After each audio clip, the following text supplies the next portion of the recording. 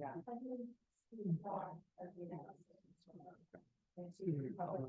Stands, nation, liberty and justice for all.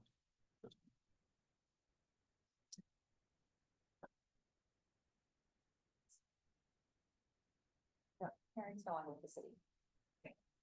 I didn't know when the. All right,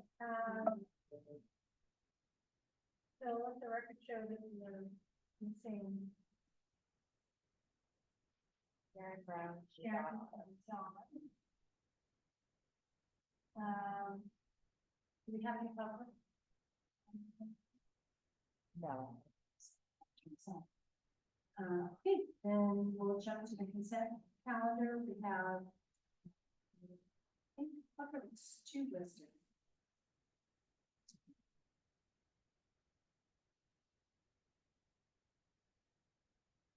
We'll pass it out already, but it's kind of, it shows Larry is September 9th.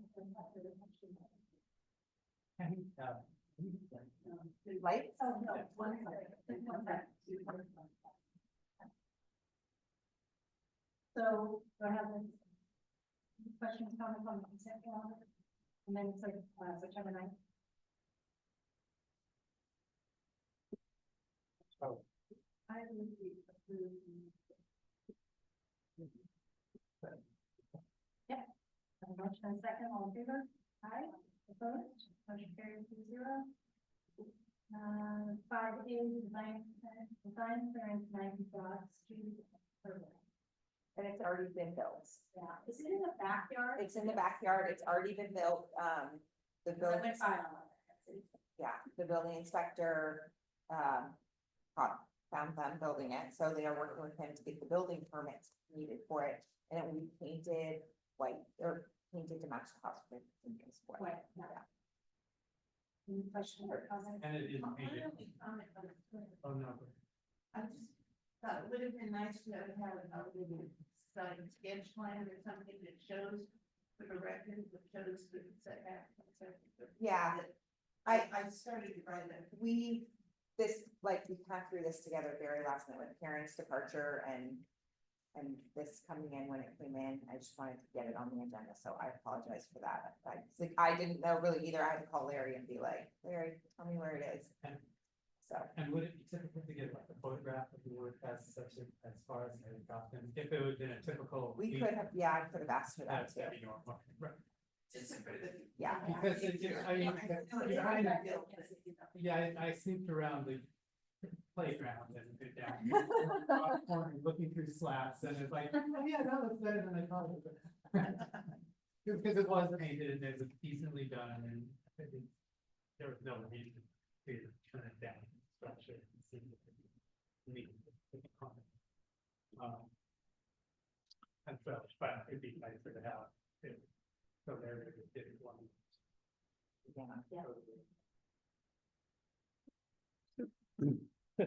Actually, no, is there any penalty for somebody building without a permit? Typically double building permit fees. A lot of people don't think that code law falls under the structure though. Yeah, and because it is over 120 square feet. Yeah. Is it, attached to the house? No. 9 by 16. All right, do I have any other questions or comments on the design or? It looks like a standard pergola. Yeah. Right. And I would say. It's a lousy drawing. It's right. Better at building than they are drawing. Yeah, drawing much more creative. Yeah, not contractor. Yeah. It's a contractor, actually. Yes, right. And it does, and it looks reasonably refined. Yeah. So. Thanks for writing the motion.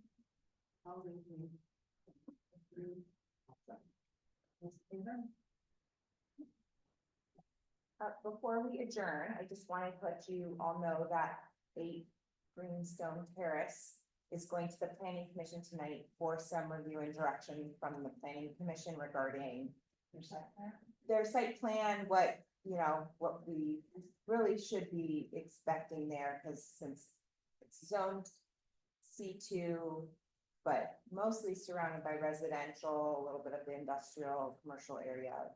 So give some direction before they move forward with any of the changes. They were receptive to all the changes that I relayed to them from the design review committee. And they wanted to gather all the comments before they move forward, which is why we got this on the planning commission with these systems, so. Can I ask a question about? Sure. How was it, so how is it decided typically on a funny lot like that, what is the front yard and what way does it face? How does it? It's typically resolve? like facing the street, it has two street sides. And the setbacks in the C2 for the front and the side are the same. Okay. 5 feet, I think, Oh, okay, maybe for the C2 it is, right? yeah, Is it because when you look at the other locations show it as still 25? Okay, so here's where the difference is.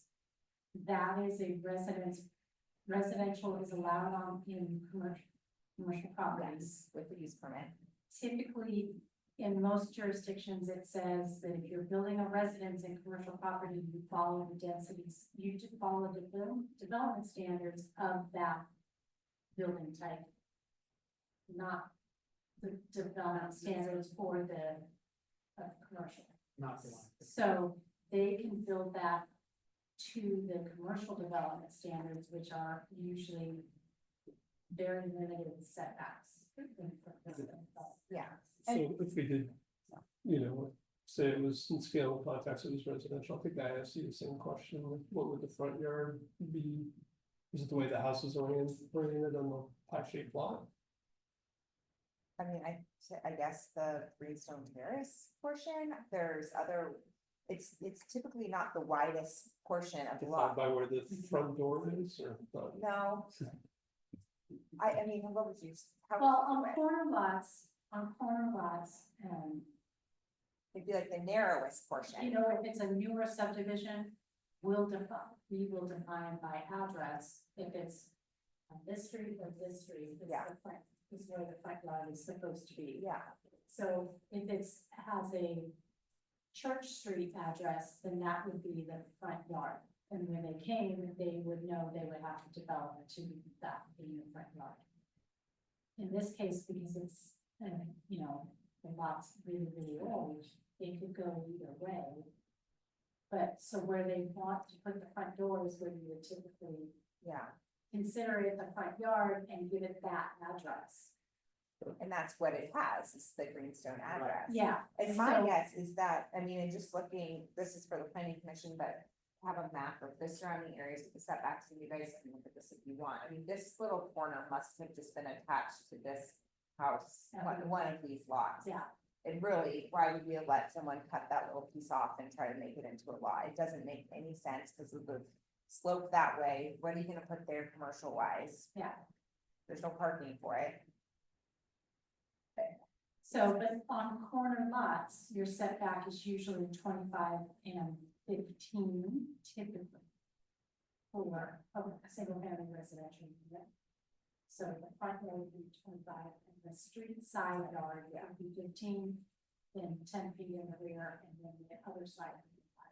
That's kind of typical. Yeah, and some codes even have a provision that says, you know, for like a triangular lot, you almost cut off the skinniest part of the tip of the triangle and you start the building envelope or the area from where it's a certain depth. Okay. Yeah. So, So this, if they were to, they're going to interpret the zoning such that that it has to meet residential standards because it's a residential building. Then this would be 25 feet, and this would need to be 15, pushing this way. And then, so then the buildings around it, yeah, I would say about half of them meet residential setbacks and the other half do not. Right, and that's where you take an average, Yeah, but it's typically, you only do that for front yard, yes. where you take an average of what's on the street. The street. And information we didn't have last meeting is they've been working with PG&E for like a year about the underlining of the pole, and it's between $125,000 and like $250,000. And all that gets them is 10 extra feet back. Or From up the which- hill, like towards up Greenstone Terrace, you know, to the widest portion of their lot. Yeah. So. I mean, there's a lot of reasons that lots stay undeveloped for a very long time, you know, if you're buying a deal, And a lot of people come to so. try to do it. Yeah, well, I'll report back to what the planning commission says, but Yeah, this was an easy one. no, Change the subject since this is a 10-minute meeting. Are there topics that you guys would be interested in covering that are outside of projects? Just curious. Well, you're the design review committee. I just wondered if you guys had any burning issues and maybe. Well, the majority of us, except for me, are wrote, we're in on writing of the ordinances, so I don't know where to come. I was working with Mike O'Neill to, kind of give an update back to the city council on how, you know, looking at the ordinance, what's working, what's not. It's a little bit different now in there here, because before we did have really friendly staff attending. Yeah. So I think it's better. I mean, we are doing an ordinance cleanup, you know, there are places where it's not clear. We're trying to make it, you know, get rid of those spots, but Yeah. on the That's other, never ending. yeah. It's like a whole big ditch. The other thing I'd say is there seems to be getting inquiries about public art more and more and more interest in murals and things. You guys handled that one mural pretty quickly. Yeah. I don't know if it's gonna be enough of an issue where we need to think about how we wanna manage public art. I mean, because technically that mural, well, I guess it does fall under painting of Main Street, but if there was something that was off of Main Street, that's still pretty visible, it doesn't require a building permit, so it wouldn't be hard to fix. So. How did you handle sharing? I'm upset about. Yeah. And Well, it could probably take, and again, I mean, it's private art and public art, and, you know, do we wanna have an ordinance about public art? And one thing you see cities do, I think nowadays the trend is towards more temporary art, so that you don't have something that stays there forever and ever. But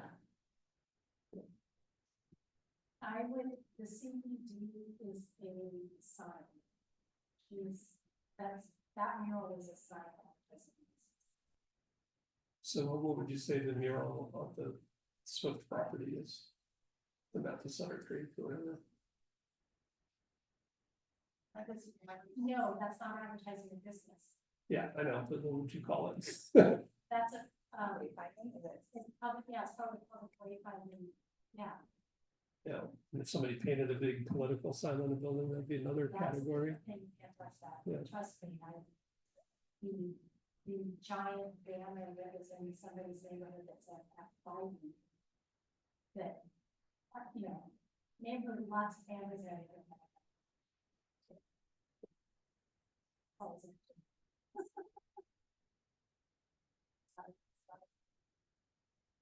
Yeah, we were just within the size of that. But they're putting on a regular contract. You know, it's like- If it was overly offensive, maybe, but Yeah, we need. There's a house not that we drive by all the time. My kids just love the signs. They're like, can I read that out loud? Like,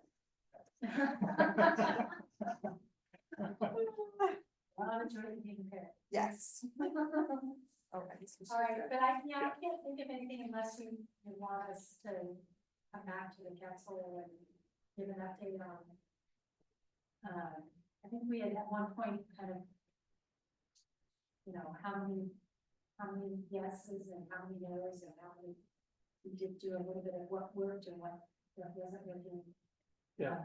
we don't need to create work. I just thought I'd ask you guys to think about it if there's anything on your minds. It seems like it's working pretty well.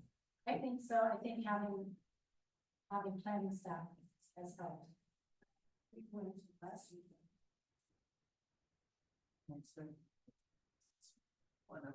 Yeah, I mean, yeah, exactly. Story poles. Story poles, and then, you know, that one was definitely, One side of the song. yeah. I mean, one thing that council started discussing was looking at opportunities to put trees on Main Street. Some of the council members wondered if that was historical.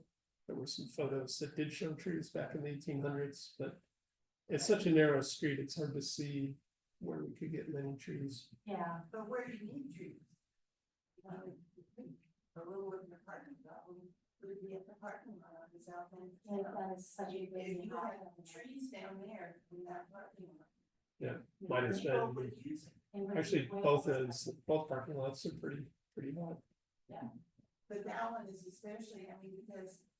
You know, when we drive into town, they have nice shady trees. Yeah. They would park down. We have looked at potentially solar and EV chargers. Miners been to where you could have this solar as shading. It's not very historic, but Yeah, It's not trees. We're fine. yeah. I think you can either make like concrete. Well, there's already dividers, some dividers out Yeah, there. common there are, but Yep. they, we've looked at it a little bit. They're actually pavement underneath those planters, and I think there is water there. We have to route water everywhere. Yeah. It's definitely something to think about. Speaking of, the water efficient equipment, Yeah, that's what I was just thinking of. I need to work on that and get it back to the housing group, but, I was driving by Kyoto, and they're growing on, they're actively growing on in their parking lot. That's We a should demo. probably adjourn the meeting, then we can have a little chat. Okay, if there's no other comments, I'll check. Yeah, so they're actively putting on, and that's like that. So that's a perfect example of when they came in with the design review and their site plan